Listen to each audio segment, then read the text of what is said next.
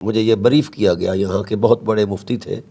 انہوں نے مجھے بریفلی کہا کہ شیعہ جو ہیں وہ بڑے متعصب ہیں، وہاں مسجد نہیں بننے دیتے، نہ مدرسہ ہے، نہ اہل سنت کے علماء کو تکریم دیتے ہیں، فلاں فلاں اس طرح کے الزامات۔ میں نے کہا اچھا یار، جب مجھے بلایا گیا تو مجھے انہوں نے اتنی عزت دی کہ مجھے شرم آنے لگ گئی۔ پھر تہران کے اندر، قم مقدس کے اندر اور مشہد مقدس کے اندر، نیشا پور، جہاں جہاں میں نے چاہا کہ میں اپنے علمی اثاثے کی چھان بین کروں تو وہاں مجھے ایسا ماحول مہیا کیا گیا، ایسی اپنائیت محسوس ہوئی کہ جو مجھے اپنے ماحول میں نہیں ہوئی۔ سنی علماء کے ماحول میں مجھے یہ چیز میسر نہیں آئی جو وہاں مجھے میسر آئی ہے۔ میں تو تحقیق کا طالب علم ہوں، اور تحقیق کا کوئی مذہب نہیں ہوتا، تحقیق کی اصل قوت دلیل ہوتی ہے۔ پھر میں نے ان سے سوال کیا، اپنے میزبانوں سے، میں نے کہا کہ دیکھو مجھے، انہوں نے کہا سچ،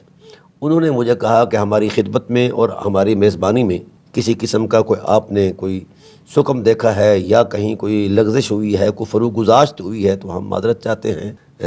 اور آپ نے اگر کہیں کوئی محسوس کیا ہے تو وہ فرمائیے۔ میں نے کہا ہاں میں نے محسوس کیا ہے۔ وہ یہ ہے کہ مجھے یہ بتایا گیا تھا کہ اہل سنت کے بارے میں کہ وہاں نہ ان کی کوئی مسجد ہے، نہ مدرسہ ہے، اور نہ ان کے یعنی اہل سنت علماء کو نہ کوئی پذیرائی ہے، نہ احترام ہے، ان سے تعصب رکھتے ہیں یہ لوگ۔ جہاں تک آپ کا تعلق میرے حوالے سے تھا، اہل سنت ہونے کے حوالے سے، تو میں اہل سنت ہی ہوں الحمدللہ تعالیٰ۔ مجھے تو ایسی کوئی چیز نظر نہیں آئی کہ ایک رتی برابر کا کروڑواں حصہ بھی کہیں میرے ساتھ کسی نے اجنبیت کو محسوس کیا ہو۔ مجھے اتنی تکریم دی ہے، یہ مولوی نہیں دیتے، میرے مسلک کے جو ہیں یہ تکریم نہیں دیتے، انہوں نے تکریم دی، خواہ حضرت ابو طالب صلی اللہ علیہ وسلم کے تقدس میں دی یا جو کوئی بھی صورت تھی، لیکن میرا ٹائٹل تو سنی تھا نا جی، اور میں ان سے بہتر سنی ہوں، ان مولویوں سے 1 2 4 گنا نہیں، 10,000 گنا میں جانتا ہوں سنیت کیا ہے۔ پھر میں نے یہی سوال دہرایا جو مجھے بریف کیا گیا تھا، بہت بڑا مفتی ہے ہمارے مسلک کا، بریلوی مسلک کا، میں نام نہیں لینا چاہتا، دانشتہ۔ تو میں نے ان سے کہا کہ یار آپ سرکاری لوگ بھی بیٹھے ہیں، غیر سرکاری لوگ بھی بیٹھے ہیں میرے ساتھ، میری جی یہ شکایت ہے کہ آپ کے ملک میں اہل سنت کی پذیرائی نہیں، احترام نہیں، اور ان کو چلنے نہیں دیا جاتا، یا ان کے مدارس۔ تو انہوں نے، میرے میزبانوں نے جناب اللہ اہتمام کیا، وہ جو سرکاری طور پر ایک ریکارڈ ہوتا ہے مساجد اور مدارس کا، انہوں نے وہ منگوایا اور مجھے میرے سامنے کیا، اور میں لے بھی آیا اس کا حصہ ایک۔ تو 80,000 کے قریب، 75-80,000 کے قریب ایران کے سراؤنڈنگ ایریا کے اندر اہل سنت کی مساجد ہیں،